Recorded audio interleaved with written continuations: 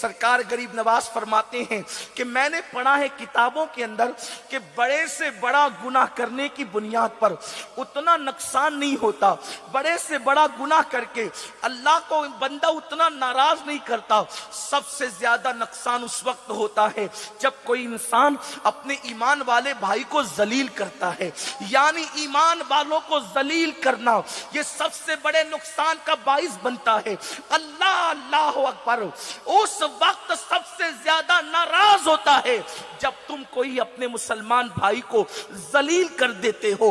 میرے آقا علیہ السلام کے دیوانوں، میں آپ سے پوچھنا چاہتا ہوں، سرکار غریب نواز کی تعلیم تو دیکھو، فرماتے ہیں بڑے سے بڑا نقصان اللہ اکبر تمہیں اتنی مصیبتوں کی طرف نہ لے جائے گا جتنا مسلمان کو ذلیل کرنا۔ سرکار غریب نواز فرماتے ہیں انسان کو گالی دینا تو بہت دور کی بات ہے، اللہ کے رسول نے فرمایا کبھی کھٹمل کو بھی گالی مت دو، کبھی پسو کو بھی گالی مت دو۔ اگر تم نے کھٹمل اور پسو کو گالی دیا ہے تو قیامت کے دن اللہ تم سے اس کے متعلق سوال کرے گا۔ سرکار غریب نواز فرماتے ہیں اگر تم نے کسی مومن کو گالی دی ہے اور اس سے معافی نہیں مانگی اور تم نے توبہ نہیں کی ہے تو مجھے ڈر ہے جب مرو گے تو تمہارا ایمان تم سے چھین لیا جائے گا اور تم کافر ہو کر کے مرو گے۔ میرے آقا علیہ السلام کے دیوانوں، مجھے بتاؤ جس مذہب کے اندر کھٹمل اور پسو کو گالی دینے کی اجازت نہیں ہے اس مذہب میں بیوی کو گالی دینے کی اجازت کیسے ہو سکتی ہے؟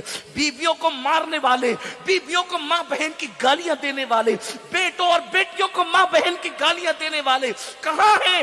اگر تم نے کسی مومن کو اللہ اکبر ایک گالی دی ہے تو غریب نواز کا مسلک یہ ہے، سرکار غریب نواز فرما رہے ہیں مرنے سے پہلے تمہارا ایمان چھین لیا جائے گا۔ اور یہ بات کب کی جا رہی ہے؟ 800 سال پہلے کی جا رہی ہے، 850 سال پہلے کی جا رہی ہے، یعنی اس دور میں جو گالیاں آج تم دیتے ہو ایک دوسرے کو، اس گالی کا تو کوئی تصور ہی نہیں تھا۔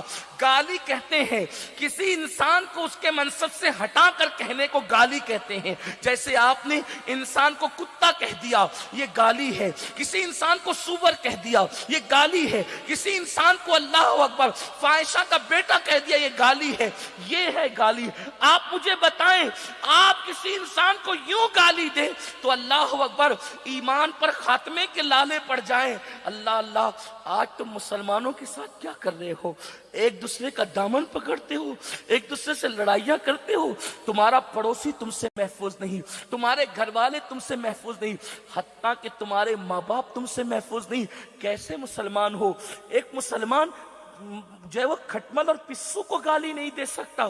ہم لوگوں کی زبانوں کو کیا ہو گیا؟ ہم کیا کر رہے ہیں؟